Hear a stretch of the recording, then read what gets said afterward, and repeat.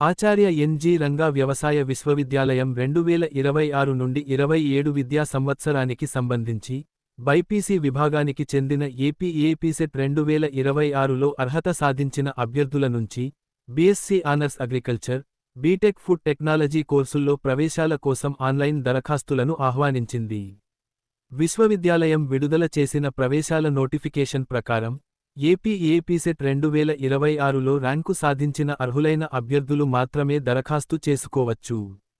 ప్రవేశాలకు సంబంధించిన అర్హతలు, సీట్ల వివరాలు, రిజర్వేషన్లు, ఎంపిక విధానం, దరఖాస్తు ప్రక్రియ, ఇతర నిబంధనలను పూర్తిగా తెలుసుకుని ఆన్లైన్ ద్వారా దరఖాస్తు సమర్పించాలని అధికారులు సూచించారు.